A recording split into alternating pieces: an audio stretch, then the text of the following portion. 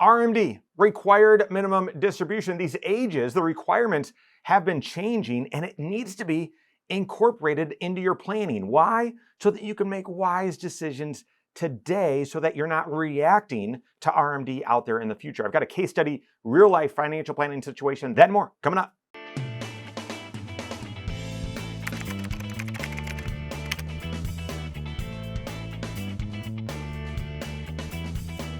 Every time you make a contribution into the pre-tax side of your 401k or 403b or to a traditional IRA, maybe you inherited an IRA from another family member, a parent, a spouse, something like that. All of that was done under a contract, an agreement, where you've said with the IRS, listen, when I make contributions into this account, this IRA, traditional IRA or pre-tax 401k, give me a tax deduction on my contributions, have it reduce my taxable income today. And by the way, along with that, what I also want is all the activity that happens in that account, the dividends, the interest, the capital gains, don't tax me on that every single year. And the IRS said, okay, we'll make you that deal. But listen, when you withdraw the money, that's when you're going to pay the tax on it out there. And it's going to be taxed just like you earned it. It's going to be ordinary income. It's not going to be capital gain. It's going to be ordinary income. And you say, yeah, well, I'll take that deal because while I'm working and I'm funding that account, I'm in a higher tax bracket. When I'm retired, I won't have my income and I'll draw it out there. I'll draw out less than what my other, my career income was, and I'll be in a lower tax bracket. That's a great deal. And the IRS says, okay, handshake, wait, no, hang on. There's one more catch. We're not going to let you do this forever. You've got, at a certain age, we're going to force you. Listen, you got to start taking some out because we made this deal and we want to start taxing you, okay? That's the required minimum distribution. The age where you have to take out at least a certain amount. It used to be age 70 and a half, which is cruel on its own, right? Who celebrates half birthdays? So it used to be 70 and a half. It's moved to age 72 with the Secure Act. Okay, that makes a little bit of sense. And then just a few years later, in another tax law change, they moved it to age 73 with a promise that we're actually going to be moving it to age 75. So now what used to be fairly straightforward with a confusing age, 70 and a half, has been made terribly confusing. Well, 72, 73, well, it's going to be 75. And this is critical, okay? This is very, very important because all throughout your career, as you're making contributions and saving up for retirement, you've got to analyze, all right, well, I'm in this tax bracket today, I'm in this tax picture, and I think I'm going to be in this tax picture out there in the future. Therefore, is this a deal that I want to take? Or do I take the best deal out there and not get the tax deduction today, but have all the growth be tax-free out there in the future? And by the way, there is no catch to that one, the Roth.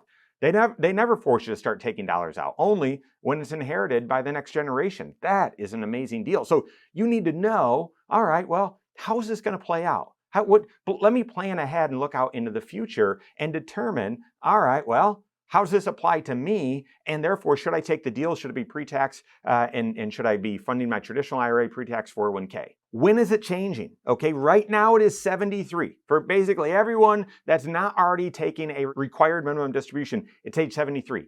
Unless you were born 1/1 of 1960 or later. If your birth date is 1/1 of 1960 or later, then your RMD is actually, that age is actually going to be age 75. So that's when it's going to apply to you. Technically, there's a little kind of awkward time period, depending on that, in that last year when it moved between 73 and 75, more clarity on that to come. But kind of straightforward, if your birthday is 1/1 of 1960 or later, then your RMD age is 75. Let me tell you, financial situation was just working through. This is a high wage earner who's single, okay? Makes, close to $400,000 or so per year, has a demanding job, works very hard, and actually saves up a large amount of money. When you look at it's probably $5 million or so that he's got saved up, a pretty significant amount of it is pre-tax. And now that he's into his 60s, even though he's still planning to work for a couple more years, he's starting to get nervous. And we've been doing planning for several years. So we've had an ongoing conversation, but it's been more and more where there's, hey, listen, I've got so much here and I know my required minimum distribution is going to be significant. Should I start shifting my contributions to be Roth? Should we be doing Roth conversions each year? And it's even gotten to the point where he's sort of said, I want to do a Roth conversion this year. So let's do the math. Let's get prepared for that. Well, right now, he's with his income, being a single individual, he's up in the 35% tax bracket. He's blown through, of course, 10, 12, 22, 24, and into the 30s and into the 35% tax bracket as a single individual. So shifting to Roth, which his catch-up contributions are, you're aware of those catch-up contribution rules, that change that's happened this year. If you made more than $150,000 last year from your employer, the one that you have the retirement plan with, and you're doing catch-up contributions, that this year, your catch-up contributions they're required to be Roth. So that applies to him. But he's looked and said, well, should I shift my normal contributions, not my catch-up contributions? Should those be Roth? Should I be doing a Roth conversion? Well, we've talked through it. We've done the math. And part of his concern is also, I'm going to be retiring and I'll get on Medicare. And so doing Roth conversions, then it's going to create IRMA. And I want to avoid IRMA, which I completely agree. But here's the thing.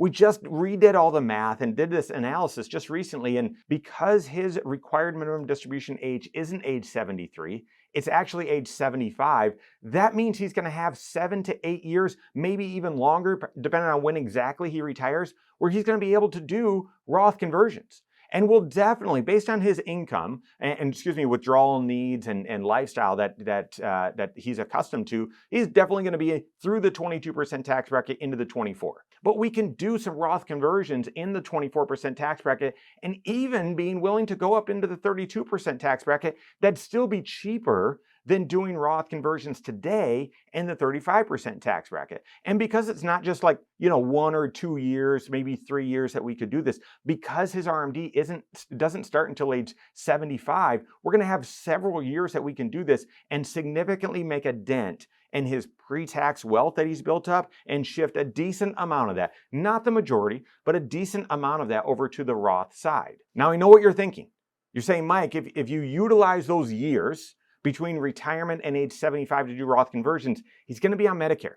He's going to be on Medicare, and therefore more Roth conversions is going to mean more IRMA in this instance because of his lifestyle and being a single individual. He's going to be in a spot where he's going to have IRMA. But yes, we're going to do that math, and we factored that math in the decision of, all right, well, if you add in IRMA as that extra tax, if you will, or cost of doing the Roth conversion, what's the overall cost of conversion out there in the future compared to what we know today, the 35% plus state taxes, and it's still going to be cheaper to leverage those few years, 7, 8, maybe 9 years, depending on when he retires, to do Roth conversions during that window instead of shifting to Roth contributions and doing Roth conversions at his peak earning years in almost the highest tax bracket out there. The point is, whether you can relate to that financial situation or you say, I'm nowhere near that. The point is, as you're deciding throughout your career, whether to be contributing pre-tax or Roth, or when to do Roth conversions,